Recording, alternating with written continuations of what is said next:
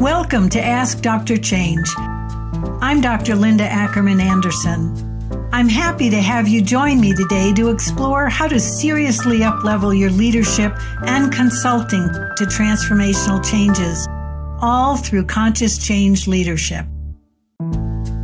Welcome. Today's episode is about raising leaders' awareness of the people and process requirements of leading change. The topic comes from Margaret Eva, who sent in this question. How do I help leaders to see the people and process, especially process, instead of just content? It's a great question, Margaret Eva, and it's an important one for many change consultants who are not specifically positioned to influence leaders in the jobs you currently hold. For me, leaders need to expand their understanding of leading change beyond just getting the solution. Margaret Eva's question comes off of a model that I have shared with you. I'm going to share it again here. The three critical focus areas of leading change: content, people, and process. And notice the graphic is a three-legged stool because all three legs are required for your stool to stand and for your change effort to be successful. So the first leg is the content. It's the what. It refers to what the change effort is actually about, the organizational focus. It could be systems, structure, strategy, business process, product, service, maybe a change in culture, behavior, and skills. That's the what. Like, what are we trying to change here? The next leg of the stool is the people leg. This is a lot of where change management focuses. This is on who has to change and how do we actually deal with them. I like to call this the human drama of the change effort. It's handling all the human dynamics of people's mindsets about the change, their motivation. Are they willing to change? Do they want to change? Are they committed to change? Their emotional reactions, resistance. We get a lot of need to attend to that. Their behavior, their relationships, how well they are engaged in the change. Are you engaging them? Are they engaged in making this be successful? It could be the politics. It could be the cultural dynamics. It could be the needs for development for them to be successful in the future. There's a big roster of topics around people, and our major motivation here is to have leaders design their change strategy so that it minimizes the negative effects on people and raises the game and the possibility of them contributing their best. Then the third leg of the stool is the process. This is how we're going to make the change, how we're going to get from where we are today to where we need to go. It's the way in which you design the steps for planning, designing the solution, implementing, sustaining the results. It's the A to Z roadmap of change. It includes how you govern. It includes, if you have multiple projects or sub-projects, how you integrate them to accelerate them and pace them and sequence them. It's about your engagement strategy, your communications, and how you make course corrections throughout the change effort. Now, from this perspective, the process is actually primary, which is a part of Margaret Eve's question. So process is designed to get you the best content solution in a way that people both want it and are able to succeed in it. So the process piece is really important here because change is a process. It's not an event. It's not just give me a solution and get it in place, which is a lot of what traditional leadership thinks about change. God, I need to make this change, give it to a project team, appoint a project manager, get the solution designed and put it in place, deploy it. Well, that's a very limited view of what's required to lead change successfully. So Margaret Eve's question is, how do we get leaders' attention about expanding their awareness so that they can see It's more than just getting the right solution. It's also about the people and the process, which they need to have their fingers on. They can't just delegate it to a team. So, my main strategy I want to talk about is assessing the organization's recent history so that you can surface the answers to critical questions. In recent change efforts, the leaders get the results they want. Were the results able to be adopted and sustained? What process was used? Did it work? Was it efficient? What stood in the way of their success? What issues might have been missed? My prediction is the likely issues that an assessment would surface would likely fall into the people and process legs of the stool. These are costly. You may get a great solution, but you won't get it to produce the results it needs over time. So, how do you go about getting an assessment underway? What are the critical issues that the organization is currently focusing on that you may want to surface if we can talk about our track record with change and improve it? That would be a welcome pathway to doing an assessment. So you would be assessing, obviously, various topics related to content, people, and process, and interviewing people who have had a leadership position, as well as the recipients of change and middle management. They have an impact on how change is run in the organization. How can you raise the issue of obtaining better results? Again, through an assessment. It doesn't have to be wide scale. I would suggest more face to face rather than a survey so that you can actually get people's thinking. You get people's language that can be put into a thematic report about the people and process issues that the changes need to embody and expand on than they have in the past. Another question I would ask you to think about is, what are your leaders' pain points? What do they listen to? What gets their attention? I often say, what's their currency? And I'm not talking about money. It's like, what really do they pay attention to? If you don't have those answers, who might? Who has access to the leaders? Who has their ear?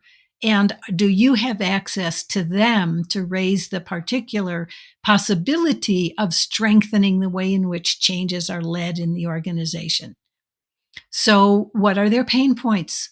And do they relate just to we got the wrong solution, or people didn't want it, or we didn't get sustained benefits, or it took too long, or it was too costly? And in the context of leading change is helpful, but it's also important in general, strategically, to understand what your leaders pay attention to. And then how to get the questions to them. Now, another strategy to consider is expanding leaders' awareness of what it takes to lead, especially transformational change, through your executive and leadership development curriculum. Are leaders being taught about leading change beyond project management? Are they exploring the possibilities for becoming really effective change leaders in the organization? Is it possible to build in change leadership, especially conscious change leadership, skills, strategies, competencies into existing curricula in executive and leadership development? These are important things to understand so that the development of change leadership has legs in various places in the organization, not just through you as a consultant, but other areas, which also I would surface performance leadership, performance management as another avenue to influence putting in change leadership capabilities.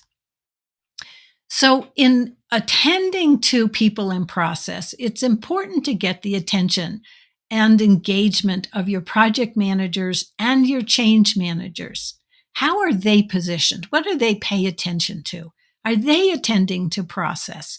Certainly, change management is attending to people, but does their attention go beyond resistance, adoption, and training? Because there are so many other people dynamics, again, the human drama, that need attention. So it's not just leaders that we may need to expand their awareness. It's also project management people and change management people. The three-legged stool relates to all of them. And so how can each expand the services that they apply when they apply it in the process of leading change so that they can add greater value? Another question I have is, how can human resources play a part? We frequently have conversations about human resources becoming much more strategic partners with the executive team around the issues they bring to the table that can support better performance in the organization.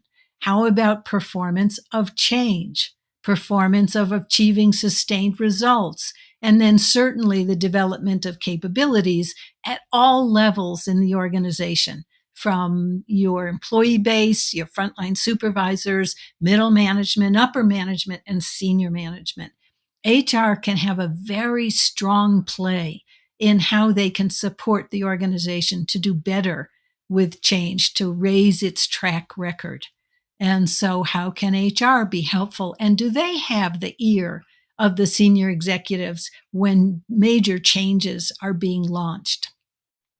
It's important to think about the changes that may be underway now or on the horizon, so that now would be the time to attempt to improve them, strengthen the approach, expand the process and the strategy. And so it may be very timely if major changes are happening or being planned in the organization to raise the call for how do we get better results faster and less costly, right? And the Change Leaders Roadmap, Conscious Change Leadership, and the Three-Legged Stool are all avenues to support that outcome. I want you to think about the big picture that's surrounding the changes being made. How else can you influence them? Are there environmental forces that are not being attended to that, again, I'm thinking about the kinds of questions that you can raise that will get leaders' attention. Are there dynamics that are costly in the organization that the leaders are not paying attention to? What questions do you have that you think the executives will want to answer about the content, the solution, about the people dynamics, about the climate, the culture, the relationships, the modeling being done? And how about the process? When does the project team get involved? Is it possible to set up changes earlier in the process so that the leaders play more of an influential role in setting it up for success, which is a process focus? So think in terms of the results. Better results, more sustainable, faster adoption, less expensive, less work to be done, greater capacity. All of these are benefits that may be what the leaders will pay most attention to. So how do we get leaders' attention? That's Margaret Eve's question. How do we get leaders' attention? Again, direct avenue if you can go directly, or through an alternative route of someone else who has their attention. I will share with you, in the very first major change effort that I ever supported was with Sun Petroleum Products Company. And this is decades ago now, in the late 70s. But I had heard the CEO wanted to make a major change in the structure of the organization, the content, paying no attention to people or process. I went to my boss, who was the executive in charge of administration and human resources, and I said, take me to the president. I have critical questions with what I hear he wants to do, and I'm concerned that what he's going to do in his approach will not be successful. My boss was a little taken aback at my chutzpah, I will say, about asking for that. But he went ahead, obviously, with me and set up time with the CEO. And what was to be a 30-minute conversation about what he wanted to do, I asked questions about people. I asked questions about process, because all he was attending to was content. My questions were, how do you think your executives will feel about making this major change in the structure? They're not all going to like it. And he said, oh, they're all good soldiers. They'll do what I want. And I said, I want to caution you. They may be good soldiers, but they also have a lot at stake politically in what you're attempting to do. And how about the process? He said, I'll just tell them what I want to do. I said, who's going to figure out the best solution, the best structure? How can you engage critical people in the organization whose jobs are going to be directly impacted by this to come up with the best structure? Well, that 30-minute conversation turned into 2 hours. And we were off and running with a massive transformation in the organization. And I was put on special assignment to deal with the people and process issues that were inevitable in the kind of change that he wanted to make. His focus, again, was content, and mine was people and process. In that particular situation, because I was not familiar with the content of the organization, structure, and the various products, I was double teamed with another executive, not senior executive, but upper middle management, who was very savvy and a couple of years from retirement. So he'd spent his entire life understanding the content in the organization. And we were partnered to lead this 2-year massive transformation. And they gave me the license, permission to ask the people and process questions, because my framing of those questions, this is a critical competency for us. My framing of those questions was all in the context of weak links, I will say, the possibilities of failure. And I made them realistic to people's positions and names so that the CEO could actually feel, wow, if I don't get engagement of my senior team, I'm going to have major problems here. If I don't get engagement of the upper middle managers whose lives are going to be radically different, we're going to have major problems here. And so the asking of the questions was really critical to get the attention of the CEO, of the president. Now, I went through the second strategy of, well, my boss, the VP of admin and HR, had direct contact with the president and his respect. And so that is how I ended up getting there. So you would need to figure out, do you have direct access, or is there someone else who could lead you there? I will share one other story with you from my time at Sun, and it was during this process, this major transformation. One of the executives was having challenges with his team, and he called me and he said, is there a way that you can support me with my team? And I said, well, I have a team assessment, and if you're open to the feedback, then I'm happy to do that assessment, give you and the team feedback, and see what we can do. Well, that work was a very positive piece of work. It was challenging for this executive who definitely needed feedback. But I share that with you not because of doing that kind of assessment, but because of the relationship that it built between me and this executive. He trusted me. He knew I would respect the data, give the feedback in a way that he could hear it, and that I would support his team to be more effective, and therefore his whole department, which was major, to be more effective in the organization. So we built a strong relationship through a different door, not a direct, relationship to start with, but because of that team assessment. From that day on, I could knock on his door at 5:00 in the afternoon, and his door was closed, so I had to knock on it.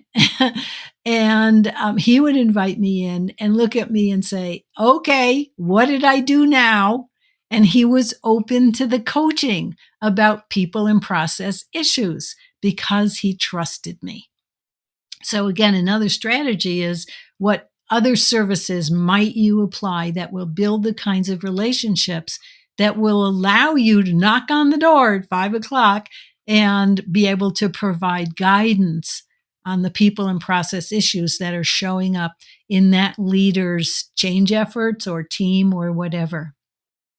Because of that, he and the other executives became much more savvy about the implications of the people and process issues, dynamics, and requirements in terms of being successful in change. So that's what I wanted to share with you. And again, thank you, Margaret Eva, for the question. It's really an important one for us as we strive to have greater influence and set up our change efforts for success from the beginning. Now, in this episode, I have a pro tip for you, and it is this. How can you stay strategic? How does what you are doing fit and serve the big picture of what the organization is attempting to do?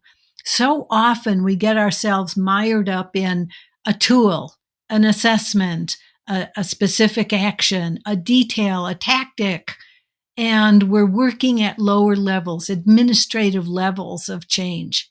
And so my encouragement to you is to think big picture. What are the dynamics happening around you? What's required? What might be missed that isn't being seen? What questions need to be asked? This is an important way that you can be seen differently, have more value, be able to contribute on a larger, more strategic level, and therefore be seen and positioned as a more strategic player when change efforts are being launched. So, being strategic, I would encourage you to think about, what does that mean? How can I do it? Who else can influence my development as a strategic thinker in this organization? What questions aren't being asked? What's being missed that if we could shed light on it would have a significant leveraged impact? So, answer those questions for yourself. My personal reflection for you is about how you may be showing up in the face of chaos, in the face of unknown, in the face of maybe having taken the wrong path or a project needing to be course corrected or realigned or even shut down. What does that do for you? What does that do inside of you? What are the messages you're telling yourself?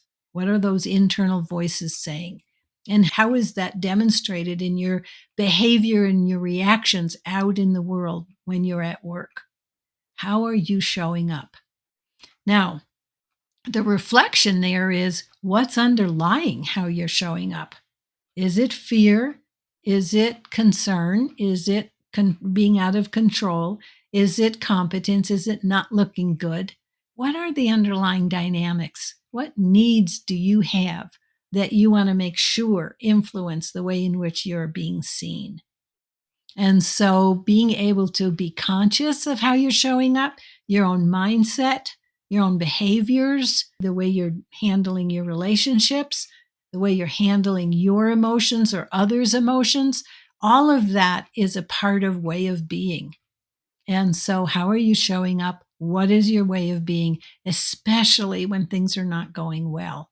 Really important to get on top of that and be able to neutralize the negative emotional triggers that you may be having so you can stay objective and get back on the positive path as quickly as possible. Well, I hope you found some value in this today. Content, people, process. All three need attention, probably whether or not directly from you, but from others in the organization. How can you ensure that the leaders understand all three are requirements for their success? Thanks for participating today.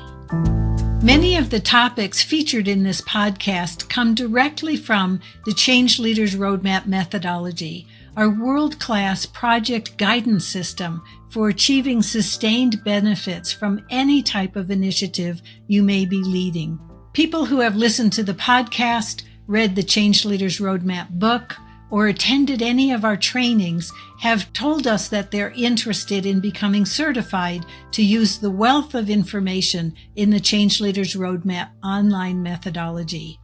The roadmap itself is 9 phases, 19 activities, 75 tasks, and every task has articles, guidance, tools, application worksheets, and a wealth of information to support the success of your projects at that point in the process. For those of you interested in certification, we're happy to announce we're going to be offering a Change Leaders Roadmap certification program.